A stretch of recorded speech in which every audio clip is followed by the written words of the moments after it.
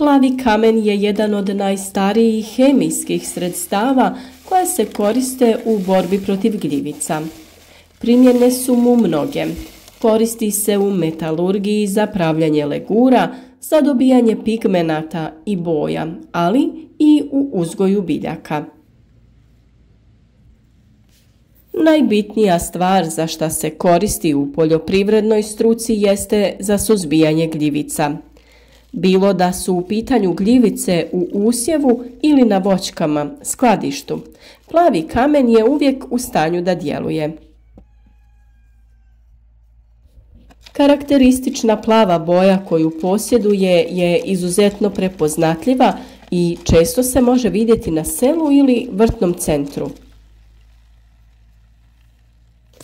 U ovo izazovno vrijeme za uzgoj voća i povrća čovjek treba tražiti načine da zaštiti svoje biljke, ali i da sačuva zdravstvenu ispravnost voća i povrća. U našim videima pokazujemo neka od rješenja i agrotehničkih mjera koje pomažu u uzgoju voća i povrća. Hvala vam što ste prepoznali naš rad i redovito pratite i dijelite naše videe sa prijateljima. Nadamo se da će, kao i inače, i ovaj video dobiti puno lajkova i da će velik broj uzgajivača voća i povrća dobiti korisne informacije. Naravno, posebno se zahvaljujemo svima onima koji su donirali novac klikom na hvala ispod videa i na taj način pomogli nam da proširimo asortiman biljaka koje ćemo vam prikazivati u narednom periodu. Uprkos tome što je plavi kamen star preparat i dalje je izuzetno popularan, a popularan je zato što je koristan. Preparati za zaštitu bilja gube na djelotvornosti i popularnosti kako vrijeme odmiče. Bolesti i štetočine se navikavaju na njih. Također mora da se uzme u obzir i cijena proizvodnje sredstva, jer se nastoji da sirovina za proizvodnju pesticida bude što jeftinija. Iz tih razloga ovaj preparat je najjeftinije rješenje za zaštitu naših biljaka. Od bolnica preko kuća i podruma do štala i silosa, plavi kamen je bio korišten za suzbijanje buđi u zidovima koja nastaje djelovanjem vlage.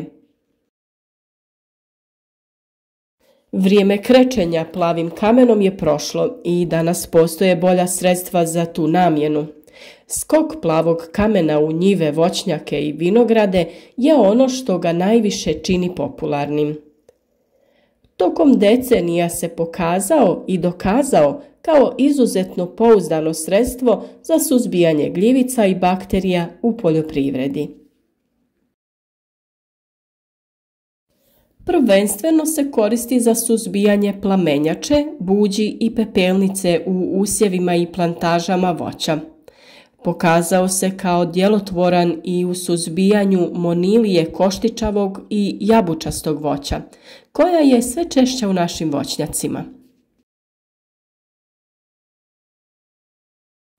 Sve te bolesti mogle su se uočiti ove godine u velikom broju voćnjaka, gdje je berba uništena, ali i same voćke su jako oštećene. Pepelnice i plamenjače se veoma često i redovno javljaju. Moguće je da dođe do njihove pojave više puta tokom sezone, ali pošto postoji plavi kamen, moguće je da se efikasno suzbiju. Upotreba plavog kamena ima i neka ograničenja. Nije preporučljivo koristiti ga za prskanje kultura sa sočnim plodovima i kultura koje se iznose na tržište u svježem stanju, što znači da se u povrtlarstvu slabo koristi. Ovo pravilo donekle važi i u voćarstvu i vinogradarstvu, gdje se plavi kamen najviše i koristi. U ratarskoj proizvodnji moguće je koristiti plavi kamen za prskanje usjeva koji se ne beru radi upotrebe u svježem stanju. Ono što je zajedničko za ratarsku, voćarsku i vinogradarsku proizvodnju sa stanovišta upotrebe plavog kamena je vrijeme kada može da se koristi. Naime, upotreba je skroz opravdana dok gajene biljke ne procvjetaju ili počnu da pupaju.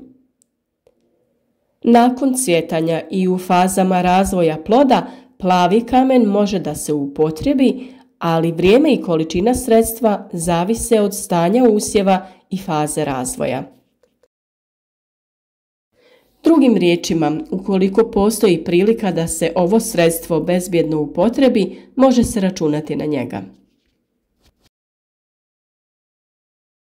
Plavi kamen se može nabaviti u poljoprivrednoj apoteci i priprema se u skladu sa uputstvima koja se nalaze na pakovanju.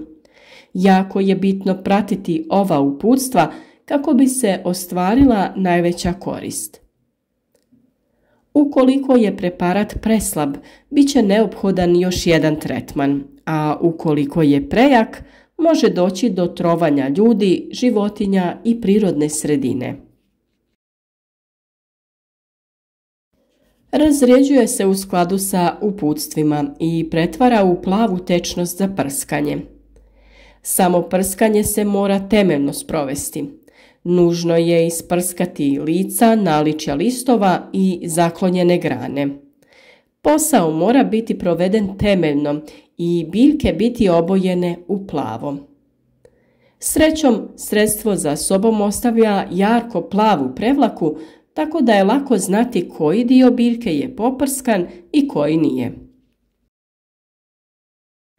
Vrijeme koje mora da prođe od upotrebe plavog kamena do berbe iznosi od 21 do 30 dana. Taj broj dana predstavlja karencu.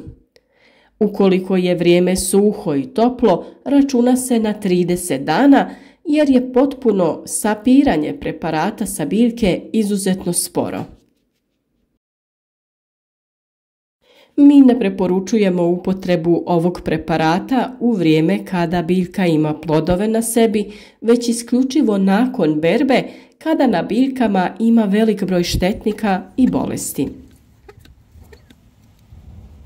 Najbolji period za tretman je jesen ili rano proljeće.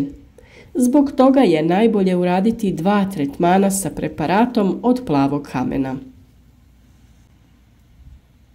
Miješanjem plavog kamena sa gašenim ili negašenim krečom je recept za dobijanje bordovske čorbe, koja je jača verzija ovog sredstva. Ukoliko se uradi tretman sa plavim kamenom, pa se nakon toga odvojeno tretira gašenim vapnom, ne dobiva se isti efekat. Najbolje je napraviti mješavinu te sve napraviti u jednom tretmanu. Gotove proizvode, mješavine bordovske čorbe možete nabaviti i u prodaji. Većina poljoprivrednih apoteka bi trebala imati taj preparat. Ova mješavina se najčešće koristi u vinogradarstvu ili pri jesenjem kupanju stabala voća. Naravno, ova mješavina se ne koristi u toku cvjetanja i formiranja ploda, jer bordovska čorba, kao i plavi kamen, je štetan po zdravlje i okolinu. Pred zimu ili u rano proljeće je najbolje vrijeme za pripremu ovog starog, dobrog i efikasnog fungicida. Tada je vrijeme da se obračunamo sa svim gljivičnim oboljenjima i spriječimo ih da nam i u narednoj godini oštećuju biljke i na taj način uništavaju berbu. Bilo da za borbu protiv bolesti biljaka koristite ovo ili neko drugo sredstvo, treba voditi računa da se na vrijeme uradi tretman, kao i sve ostale radnje koje je potrebno poduzeti. Naravno, tu je i orezivanje voća, ali i jesenska gnojidba kojom vraćamo potrošeno hranjivo biljkama. O svim tim temama pričati ćemo u našim narednim videima, pa ostanite s nama.